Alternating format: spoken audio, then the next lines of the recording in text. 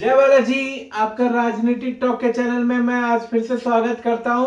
तो आज हम बात करेंगे 1 अप्रैल यानी कि अप्रैल का पहला दिवस, जो बेसिकली लोग अप्रैल फूल के दिवस में मनाते हैं। पर सरकार ने इसी दिन पे देश में कई ऐसी चीजें हैं जो हमारी रोजमर्रा की चीजों में यूज होती है और हमारे डेली बेसिक्स लाइफ के नीड्स में होते हैं, जो वो चीजें महंगी करनी जा रही है। क्योंकि 31 मार्च यानी कि मंथ क्लोजिंग के समय उन्होंने नया जब वित्तीय वर्ष चालू कर रहा है तो उन्होंने कई कई चीजें और कई कई ऐसे आइटम है जो सरकार महंगी कर रही है। क्योंकि उनके अनुसार जो देश की स्थिति चल रही है उसके अनुसार जो वित्तीय बजट पे पेश किया गया, तो उन्होंने कुछ कुछ चीजों के तय 2% से लेकर 10% तक की उन चीजों की कीमतों में वृद्धि ऑटोमेटिकली हो जाएगी, जो आपको साफ देखनी पड़ेगी और जनता की, आम जनता की जेब पे एक बहुत बड़ा असर दिखाई देने को मिलेगा। तो अब हम ये जानते हैं कि क्या क्या और कौन कौन सी ऐसी चीज है जो बिल्कुल महंगी हो रही है और क्या क्या हमारे असर पड़ेगा, ताकि हम और सावधान रहे और हमें अपना एक ठीक एंड फिक्स्ड एंड बजट बनाना पड़ेगा। तो चलिए जानते हैं। जैसे फर्स्ट मैं बात करता हूं ऑटो सेक्टर। ऑटो सेक्टर यानी कि गाड़ी वगैरह, जो कार वगैरह हम चलाते हैं, तो उसे जब हम लेने जाएं, यानी कि ऑटो सेक्टर में प्राइस हाइक होने जा रही है। क्योंकि प्राइस हाइक जब होती है वो सबके सामने विजिबल होते हैं।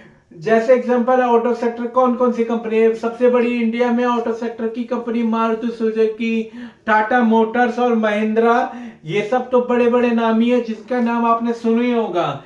तो इनकी प्राइस की कार की कीमतों में लगभग 2% से लेकर 4% तक की आपको वृद्धि देखने को मिलेगी।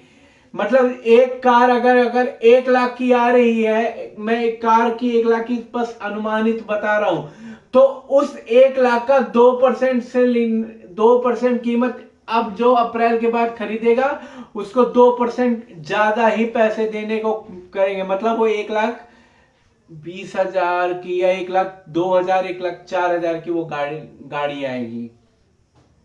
और इसका रीजन क्यों है, क्यों ये महंगी हुई? तो सबसे पहला रीजन ये है कि स्टील एल्युमिनियम सब महंगे हो गए हैं और इसके वजह से इसको महंगा बनाना पड़ा। और जो प्रोडक्शन कॉस्ट है, हर साल बंदों के सैलरी में वो कंपनी ने ये रीजन दिया कि हमें हर साल जो वर्कर्स है उनकी सैलरी इंक्रीज करनी पड़ती है, मशीनों का मेंटेनेंस।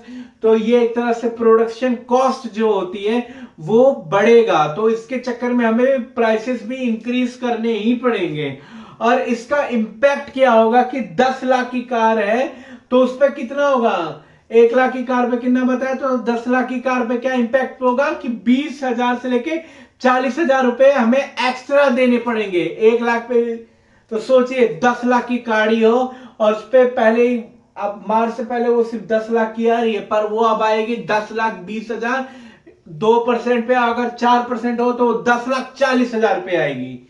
तो और दूसरी वो चीज महंगी होनी चाहिए जो बेसिकली हमें बीमारियों से बचाती है और बीमारियों से लड़ने में मदद करती है। जी हाँ, मैं बात कर रहा हूं मेडिसिन, दवाइयों के बारे में।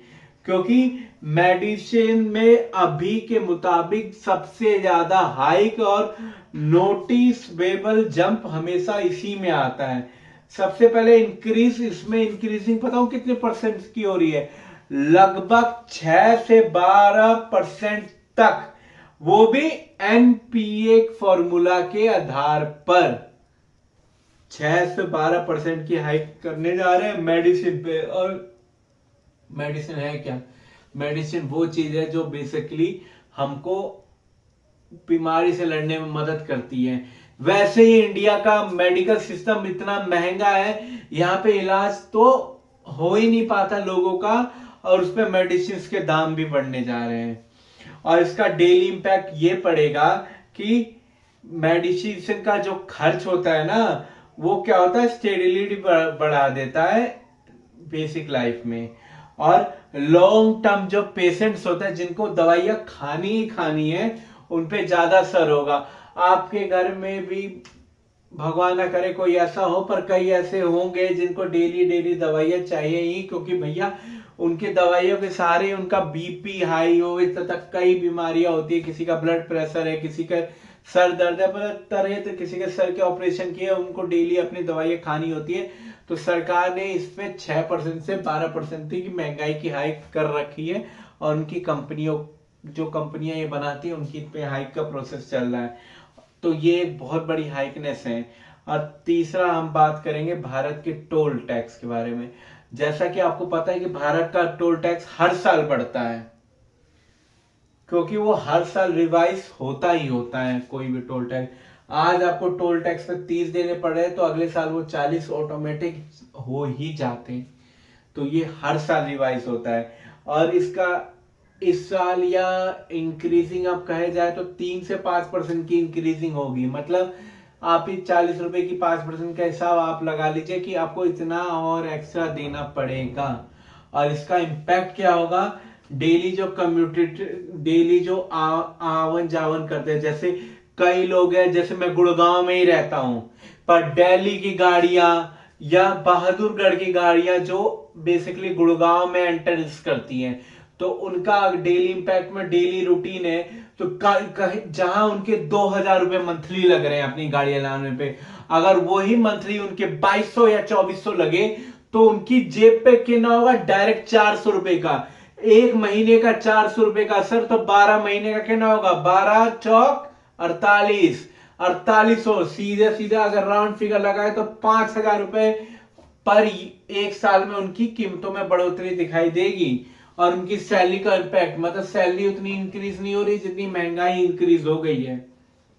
तो ये सबसे बढ़िया है। और जो लास्ट में कहूंगा, हमारा बैंकिंग, आपको भी पता है कि एटीएम कॉस्ट और मिनिमम बैलेंस कॉस्ट हर साल बढ़ते हैं, क्योंकि बैंकिंग चार्ज एक तरह से साइलेंट किलर होते हैं।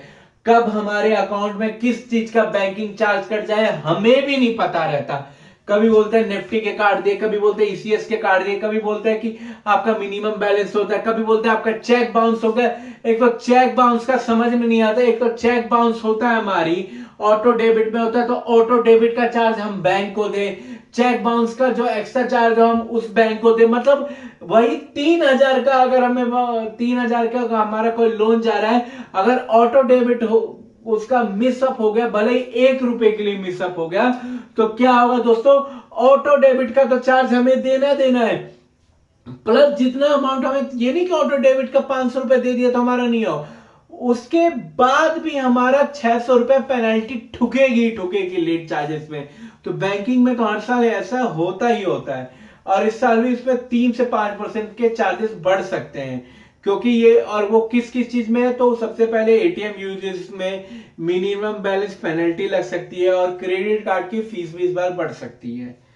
और पर अगर आप ध्यान दें, आपने नोटिस करा होगा, मैंने वीडियो में बताया होगा, कोई भी एक चीज ज्यादा नहीं बढ़ती, लेकिन कार में 3% की बढ़ोतरी हो रही है, मेडिसिन में 10% की सबसे ज्यादा, टोल में 4% की हो रही है, बैंक चार्जेस 5% की हो रही। मतलब आपकी जो मंथली एक्सपेंस है ना, उसके अगर टोटल एक एवरेज निकाला जाए, तो 8 से लेकर 12% तक है आपकी सैलरी में एवरेज, ये खर्चा आपकी सैलरी में दिखाई देने को मिलेगा। मतलब आपके 12% तो बढ़ी जाएंगे। और इसकी एक बहुत ही शॉर्ट फॉर्म में समझाऊं कि महंगाई एक जगह नहीं बढ़ती, छोटी छोटी बढ़ोतरी मिलाकर आपकी सैलरी को वो छोटा कर देती है। तो ये है। और मैं ये नहीं, और अंत में मैं आपसे यही कहना चाहूंगा कि ये एक एस्टिमेट रेंज है, एग्जैक्ट प्राइस कंपनी और पॉलिसी, उनकी पॉलिसी पे डिपेंड करता है। इसलिए इस वीडियो को ज्यादा ट्रस्ट वर्थली ना ले। मैं तो यही कहता हूं, पर एक सराउंडिंग है कि इतना इतना कीमतें, इतनी परसेंटेज है, कहीं से मैंने कहा 10% है, तो 8% भी मेडिकल लाइन बढ़ा सकती है, पर इतना होगा ही होगा, बढ़ेगा। तो आज हम महंगाई में क्या क्या बढ़ने वाले उसकी डिटेल दे दी। कल हम मिलते हैं और भी ऐसी नॉलेजेबल वीडियो के लिए।